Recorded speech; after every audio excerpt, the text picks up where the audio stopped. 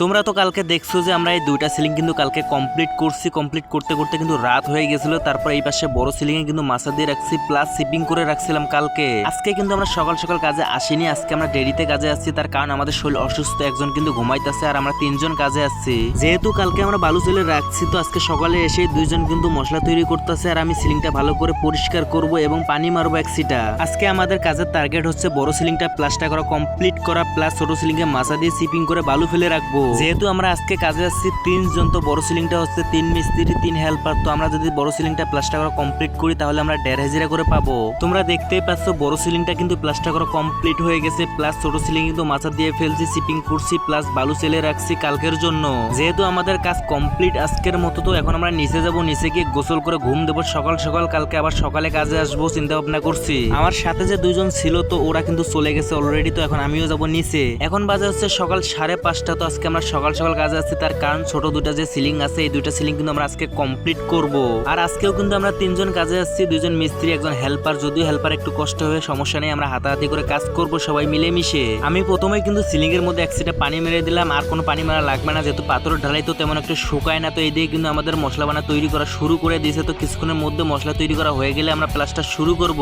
এখন বাজে হচ্ছে প্রায় 8:30। তো আমাদের সিলিং প্লাস দুইটা ভীম কিন্তু প্লাস্টার করা কমপ্লিট, আর একটা ভীম করা বাকি আছে। এই ভীমটা করলে কিন্তু এই সিলিংটা কমপ্লিট হবে। কিন্তু এখন আমরা যাবো সকালকার খাবার খেতে। আমরা যে এত কষ্ট করে টাকা ইনকাম করি, তাও দিন শেষে আমরা এই বেঈমান পরিবার থেকে কোনো রকমের দাম পাই না। আমরা যদি এক মাস যদি ঠিকঠাক মতন টাকা না দেই তাহলে পরিবার থেকে যে কত কথা শুনতে হয়। আর আজকের ওয়েদারটাও কিন্তু মোটামুটি ভালোই দেখা যাচ্ছে, কাজ করে মনে হয় মজা পাবো। এক মাস যদি আমরা ঠিকঠাক মতন টাকা না দিই তাহলে তো পরিবারের কাছে কোনো রকমের দাম পাই না। বউয়ের কাছে টাকা দিলে বউয়ের কাছে তুমি ভালো স্বামী, পরিবারের কাছে যদি পরিবারকে যদি ঠিক মতো তুমি টাকা দাও তাহলে পরিবারের কাছে তুমি ভালো সন্তান। এক কথায় বলা যায় যে পুরুষ মানুষের পকেটে যতক্ষণ টাকা আছে ততক্ষণ কিন্তু পুরুষ মানুষের দাম আছে, টাকা নাই পুরুষ মানুষের কোনো রকমের দাম নাই। তো এসব কথা বলে আমার কোনো লাভ নেই। আমি পৃথিবী কি রকম আমি অনেক আগেই বুঝে গেছি। তো চলেন এখন সকালকার খাবারটা খেয়ে আসা যাক। ভোর 5টা বাজে কাজে যাচ্ছি, এখন হচ্ছে 8:30। তো এখন আমরা যাচ্ছি সকালকার খাবার খেতে। তো তুমি বুঝে নাও এতে যে পুরুষ মানুষ কি রকম। সকালে কাজে এসে যে সিলিংটা ধরছি ওই সিলিংটা কিন্তু প্লাস্টার করা প্রপার ভাবে একদম কমপ্লিট হয়ে গেছে, প্লাস সাথে যে একটা রুম আছে তো এটার মধ্যে কিন্তু আমরা মাছা দিয়ে ফেলছি। তো এটা কারণ আমরা সিলিং প্লাস্টার করব।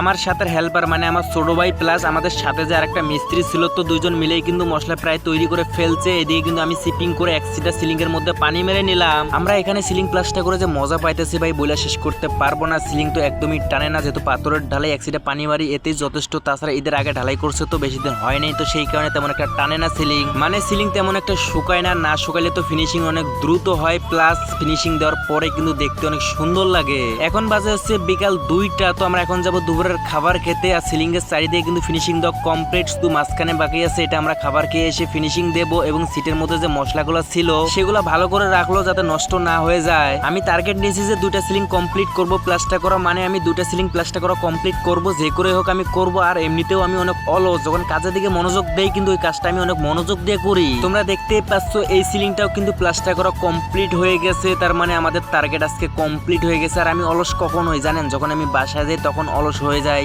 বাসায় গেলে আমার কিচ্ছু করতে মন চায় না, আমি সারাদিন শুধু ফোন টিপি, এতে আমার বাপ কি বলে বলুক আমি কিচ্ছু মনে করি না তাতে। তো আজকের মতো ভিডিও এ পর্যন্তই, তোমাদের সাথে দেখা যাচ্ছে পরবর্তী ভিডিওতে। তো ততক্ষণে ভিডিওতে লাইক কমেন্ট এন্ড শেয়ার করে দাও। আর আমার ভয়েসের মধ্যে আমি যে ভয়েসটা দিলাম হয়তো ভুল ত্রুটি হইতেই পারে, তোমরা ক্ষমা করে দিও। তার কারণ আমি এখনো শুদ্ধ ভাষায় ঠিকঠাক মতো কথা বলতে পারি না, কিন্তু আমি চেষ্টা করি শুদ্ধ ভাষায় কথা বলার জন্য।